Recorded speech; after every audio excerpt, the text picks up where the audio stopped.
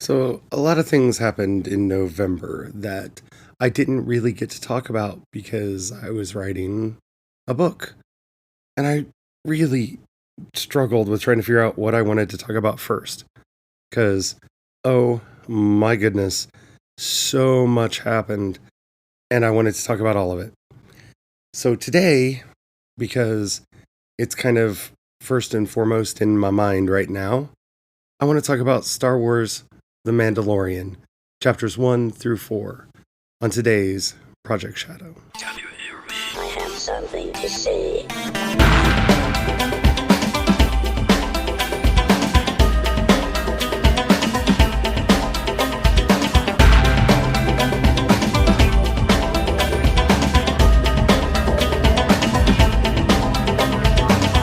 Project Shadow starts now. Hello, everyone. How are you doing today?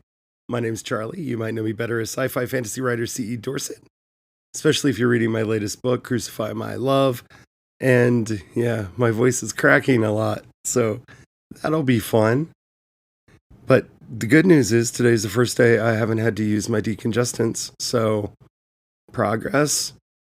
I'm just not completely back to 100%, but I'm working on it. I really am. I really want to be feeling better. So yeah, today we're going to be talking about The Manalorian, chapters 1 through 4. Don't worry, I will warn you before we go into spoiler territory, so if you haven't seen them yet, don't worry, you can stay on the podcast until we get to that point. But before we get into all that, if you haven't already, please do take a moment to rate this podcast in whatever app you're listening to me on. It really does help out a lot. It tells the algorithms to share the podcast with more people. The more people that listen, the bigger the community. The bigger the community, the better the chance we actually get to communicate with each other in real life.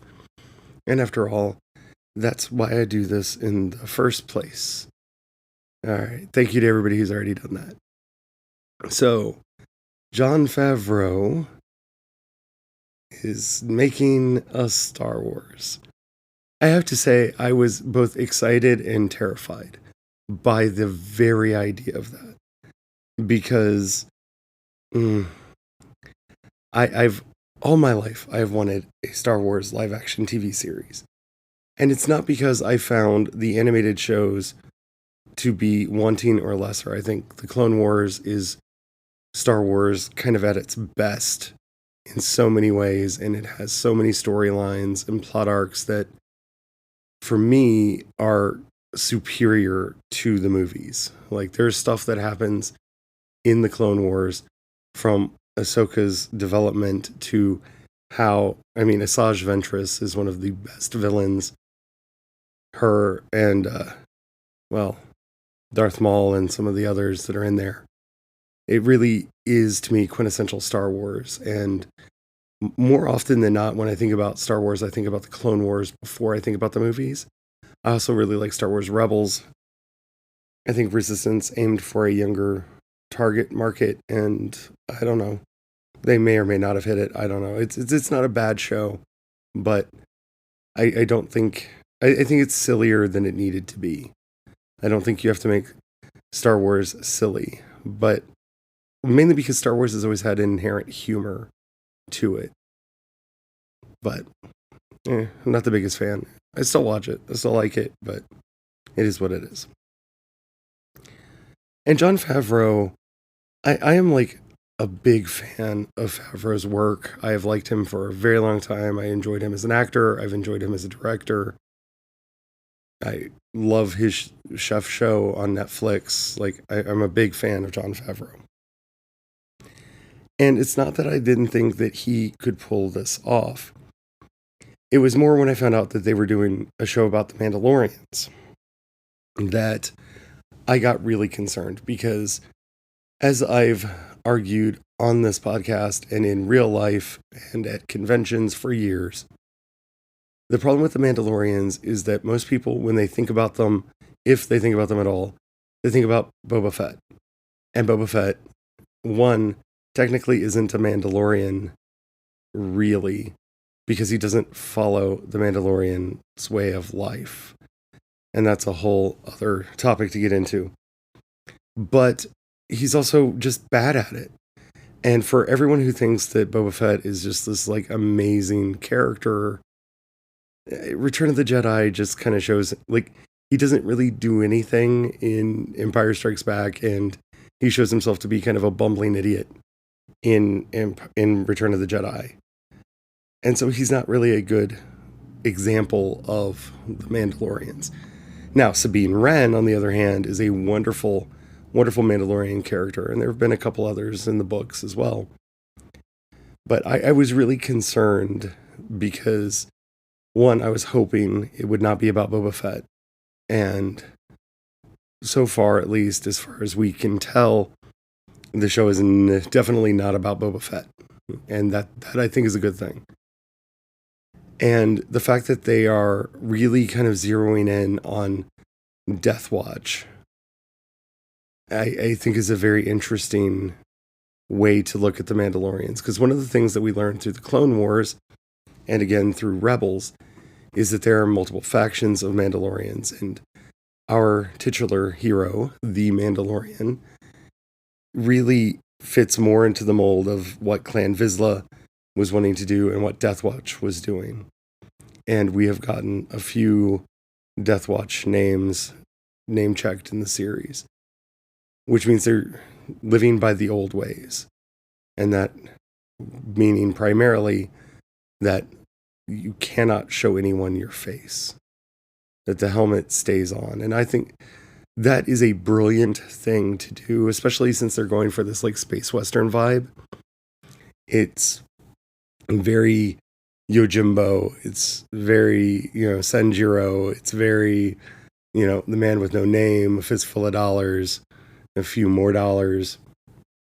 That wonderful thing that got pulled into westerns from Japanese Jidaigeki cinema of the man with no name. And he very much is the man with no name. He is referred to constantly in the series as Mando or Mandalorian, and he has not told us his name, though that may have been leaked in an interview.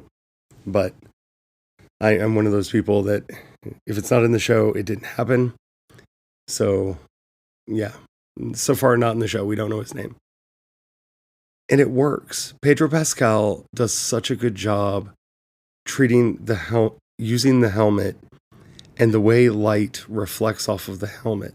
He has such an understanding of his body language. And this is a really hard thing to do, that he's able to convey emotion through body language and the way the helmet catches the light. So that even though you cannot see his eyes, you cannot see his face, and for the most part, he speaks in a fairly monotone voice. There's so much emotion captured in the character, and that is an amazing, amazing thing. The episodes are like 30 minutes long. We can quibble about that until the cows come home. I wish they were longer, or that we were getting more of them, because I believe there's only going to be either 8 or 10 episodes in the first season of The Mandalorian. And that's going to be like 4 or 5 hours of content. I would like more, just because I really like this character. I like the characters that we've met, that we've interacted with. And I just love the world that they're showing us, because they are showing us the dark underbelly of the world after Return of the Jedi. And we still don't have an idea as how far out. I would say that we are post-aftermath. From everything that's been said about what's going on with the series, I think the Battle of Jakku has already happened. And I feel fairly certain that the Battle of Jakku has already happened, and that we've gone through all of the events of Aftermath, and the Empire is, for the most part, gone. But there's nothing in the series that would prove me right or wrong, other than the fact that we've met at least one Imperial warlord, and we have the Mandalorian saying that Imperial credits aren't worth anything. So that just leads me to believe that we are, and the New Republic does exist.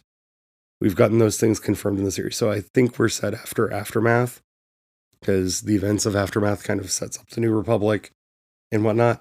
which for me means I hope they find some way to give me a live action Sinjir. Please, please, please. If you bring any characters out of the books into the series, I need Sinjir. I need more of him in my life. Please, please, please give me more. And the last thing I have to say, just in utter praise of the series before I get into specifics and spoilers, is the soundtrack is amazing. Goranson's soundtrack, I've been writing to it. I've had it on in the background a lot. It actually made it onto my rotation playlist, which is the music that just kind of surrounds me every day. The soundtrack is so good, and it is so evocative and beautiful. And I don't know, I've just got a soft spot for Ludwig Göransson, but man, the soundtrack that he's been doing, and the fact that they're allowing him to release a soundtrack for each episode of the series is wonderful, because usually we just get kind of a compilation of like best of tracks from a TV series, if that. Being able to get an episode by episode breakdown is wonderful, though I do feel I have to give one warning for those who are spoiler averse.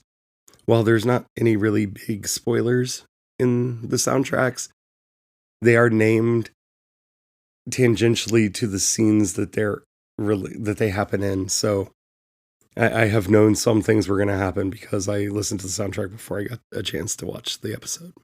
But yeah, love this show.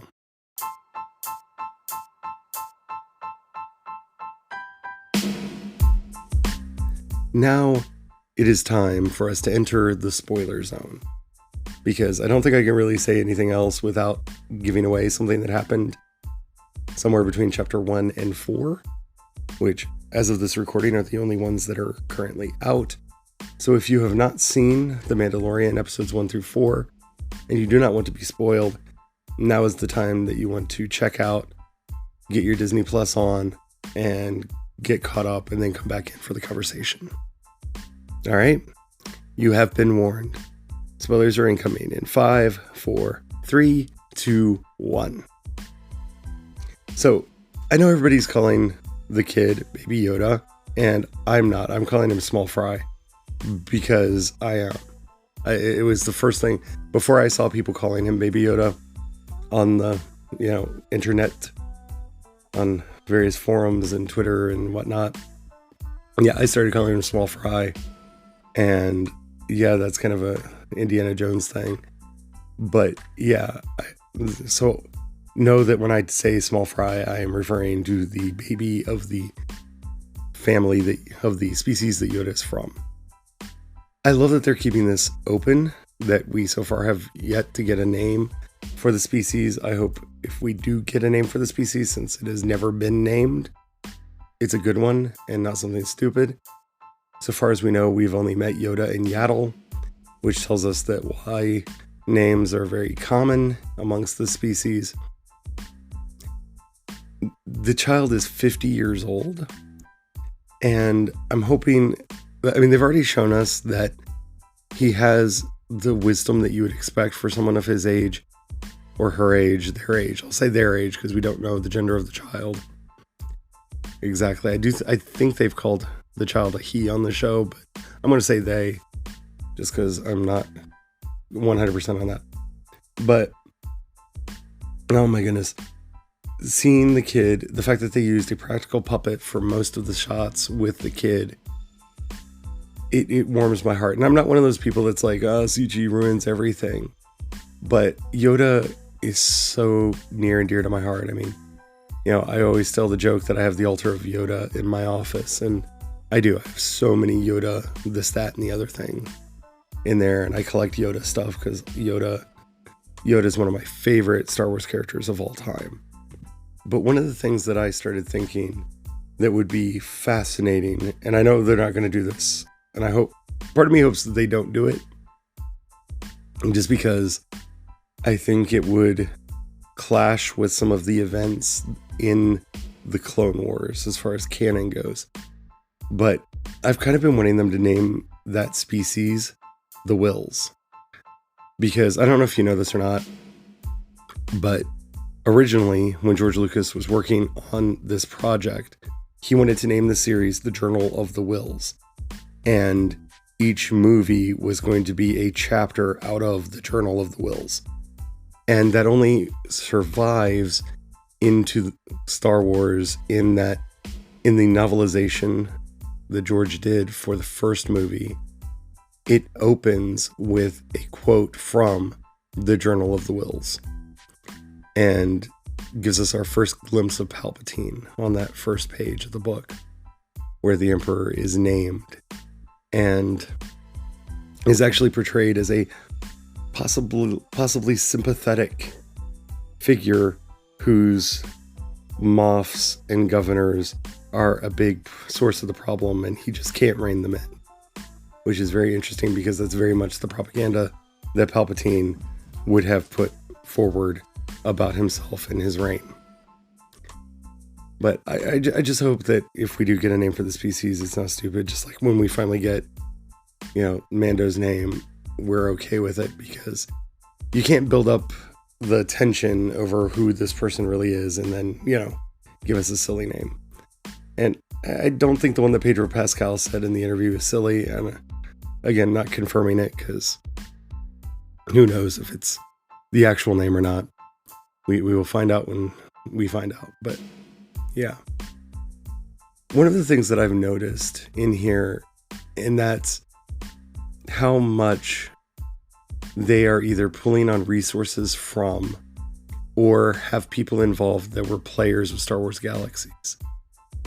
Because getting to see when we're in the Armorer's workshop, how much that reminded me of the Death Watch bunker, and how the tools in there reminded me of some of the crafting tools and stuff that you see in game. It really is reminding me a lot of stuff in the games, and that makes me very happy because I played Galaxies for a very long time and really enjoyed it, and kind of want another sandbox Star Wars game or sandbox anything game that can rival the experience that I had there. I like that I love the pacing of the series and how we're learning about his community and about himself in the ways that we are. I'm really enjoying the pacing. You can tell how much money they're putting in there from the episode with the Jawas, which was hilarious and powerful and moving in so many ways. And I mean, they really went all out with this series. His ship looks good, which, by the way, is a practical effect. Again, they built a practical effect that they're accentuating with CG in there. And I think it really does add to how real it feels. But more than anything, it feels like Star Wars in a way that I don't think the movies ever could. And this is kind of where I'm going to wrap up my kind of review here. I was talking to Brian about this the other day, and I almost feel like The Mandalorian was almost a mistake on their part, because giving us this long form fiction and showing us that you can give us movie quality Star Wars as a TV series, as an ongoing series, it kind of makes me feel a little forlorn. Like, I know we're getting a Cassian Andor series, though I think it's going to be animated. I'm not 100% on that, though I would love if it wasn't. And I honestly, I don't care either way, as long as the animation is good. But this has shown me what I wanted Star Wars to be all along. And I know some people are saying that because they didn't like The Last Jedi, or they haven't liked the sequel trilogy that much. But for me, this is Star Wars really going back to its roots. Star Wars started as a version of the 1920s and 30s serials that was being updated for the 70s audience.